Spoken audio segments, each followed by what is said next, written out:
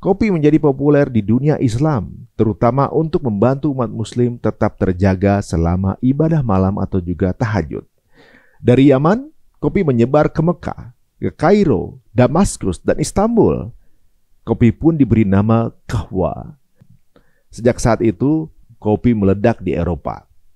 Kedai kopi bermunculan, tempat-tempat yang disebut penny universities, karena dengan satu koin, seseorang bisa membeli kopi dan terlibat dalam percakapan politik, filsafat, bahkan perencanaan revolusi. Tapi di balik kejayaan itu, ada petani-petani yang bekerja tanpa upah. Ada rakyat kecil yang hidupnya diperas demi secangkir kopi.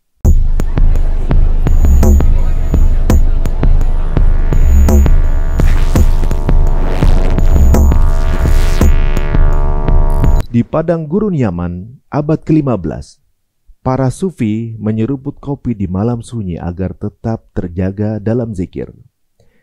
Di istana Eropa, bangsawan menyesapnya sambil merancang kebijakan dunia. Dan di bawah kolonialisme, petani Nusantara menanamnya bukan untuk mereka, tapi untuk penjajah. Kopi bukan sekedar komoditas, ia adalah saksi bisu dari sejarah yang bergulir ratusan tahun. Di balik secangkir kopi yang kamu nikmati pagi ini, tersembunyi perjalanan ribuan tahun. Perjalanan yang dimulai dari sebuah bukit sunyi di Ethiopia hingga ke tangan kamu sekarang ini. Ini bukan sekedar minuman, ini adalah budaya, ini adalah ekonomi, ini adalah sejarah yang mengalir di setiap tetesnya. Mari kita telusuri jejak kopi. Dari awal yang misterius hingga menjadi denyut nadi kehidupan sosial dan ekonomi di negeri ini. Legenda itu selalu dimulai dari seorang pengembala kambing bernama Kaldi. Di Ethiopia, sekitar abad ke-9, suatu hari, Kaldi melihat kambing-kambingnya melonjak-lonjak penuh energi setelah memakan buah merah dari sebuah pohon liar. Penasaran, ia ikut mencicipinya dan seperti kambing-kambing itu, tubuhnya terasa terjaga. Buah itu adalah biji kopi. Dari sana, buah kopi menyebar ke semenanjung Arab, terutama ke Yaman. Kopi mulai dibudidayakan dan dikonsumsi di Yaman, khususnya di daerah Mocha. Disinilah kopi mulai diolah menjadi minuman seperti yang kita kenal sekarang. Kopi menjadi populer di dunia Islam, terutama untuk membantu umat Muslim tetap terjaga selama ibadah malam atau juga tahajud. Dari Yaman, kopi menyebar ke Mekah, ke Kairo, Damaskus, dan Istanbul. Kopi pun diberi nama kahwa. Dari kahwa, kata ini kelak berubah menjadi kafe di Turki, kafe di Italia, hingga akhirnya menjadi kopi di dunia barat. Tapi tak semua orang menyambutnya dengan hangat. Di abad ke-16, kopi sempat dianggap minuman setan oleh sebagian ulama konservatif di Mekah. Alasannya, kopi dianggap memabukkan meski tidak mengandung alkohol. Namun setelah diperdebatkan, akhirnya kopi diterima, bahkan dianggap berkah. Pedagang Venesia membawanya ke pelabuhan Mediterania. Di London, Paris, dan Wina, kopi disambut dengan penuh rasa ingin tahu dan kecurigaan. Dianggap eksotis, oriental, dan mencurigakan. Namun setelah Paus Clement ke-8 mencicipi kopi dan menyukainya, ia pun diberkati dan juga dikonversi secara simbolis menjadi minuman Kristen. Sejak saat itu, kopi meledak di Eropa. Kedai kopi bermunculan, tempat-tempat yang disebut penny universities, karena dengan satu koin, seseorang bisa membeli kopi dan terlibat dalam percakapan politik, filsafat, bahkan perencanaan revolusi. Ironisnya, minuman yang tumbuh di dunia timur ini kini menjadi bahan bakar peradaban barat. Namun kopi tidak berhenti di situ. Kekuasaan kolonial Eropa melihat potensi ekonominya. Mereka mulai membawa bibit kopi ke koloni-koloni tropis untuk dibudidayakan secara massal. Dan disitulah kisah Indonesia dalam sejarah kopi pun dimulai. Jenis kopi.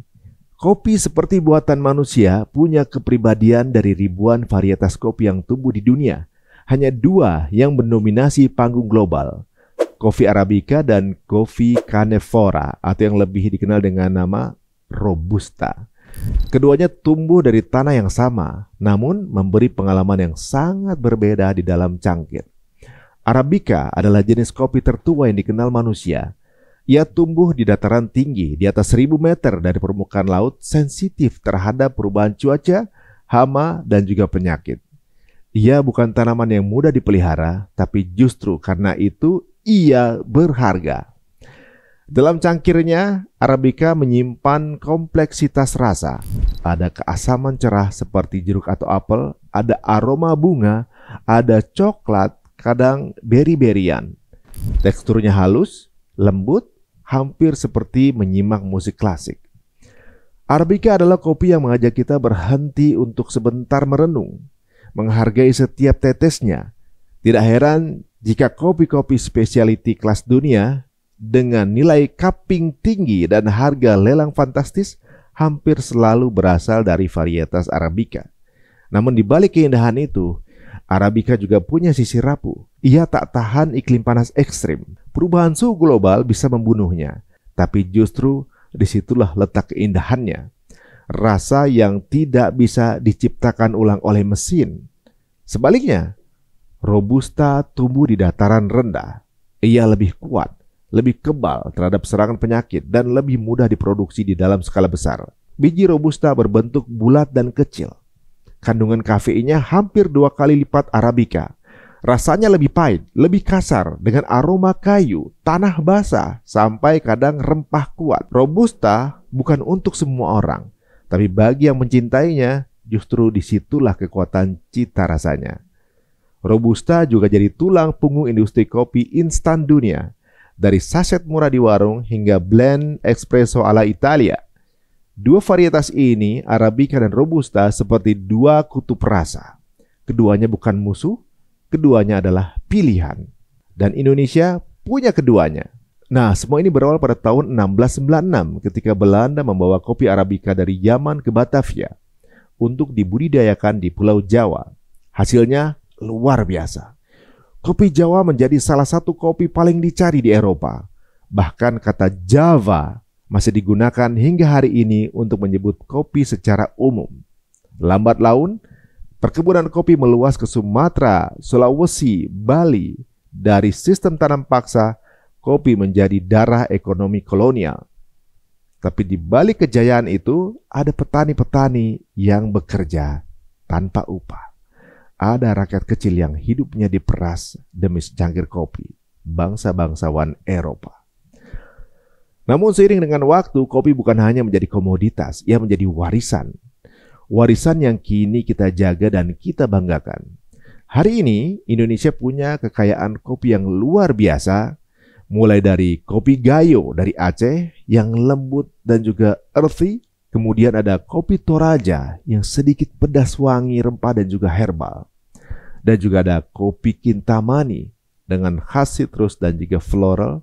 Dan ada juga kopi Flores yang taste-nya memberikan rasa coklat dan kayu manis. Java Ijen, smoky dengan sentuhan aroma tembakau. Dan ini nih, kopi luwak yang kontroversial namun tetap menarik perhatian dunia. Dipuji karena keunikan dan proses fermentasinya dalam pencernaan luwak. Dan varietas kopi lainnya yang patut kita syukuri dengan keragamannya. Indonesia seperti museum hidup bagi kopi dunia. Setiap pulau adalah ruang pamer dengan rasa dan aroma dan juga cerita yang berbeda. Semuanya tumbuh di tangan rakyat.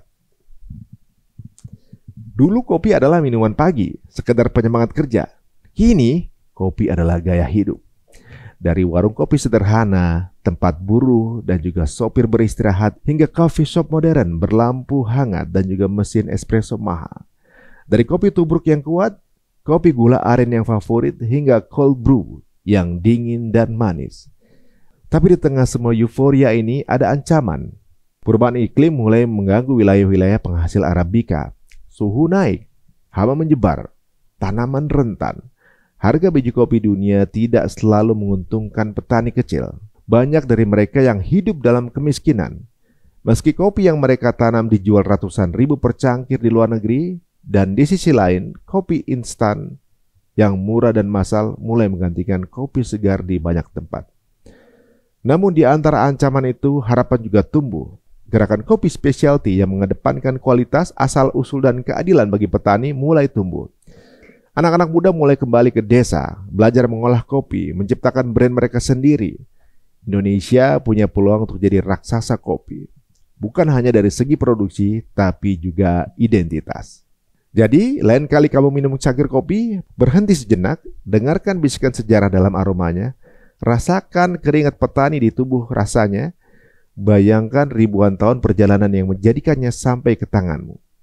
Kopi bukan sekedar minuman, ia adalah cerita, ia adalah warisan, ia adalah masa depan yang menunggu untuk diseduh dengan lebih adil, lebih bijak, dan lebih dalam. Di saat kita menganggap itu luka, maka kita sulit menerima. Di saat kita melihat sebuah kejadian dengan kacamata kesel, sebel duluan, udah blocking bahasanya, langsung nutup, langsung susah diterima. Langsung kita bawaannya nggak nyaman. Tapi kalau kita melihat acceptance dulu nih, menerima bahwa ya Allah, alhamdulillah ya Allah, itu soft, lebih mudah masuknya apapun itu.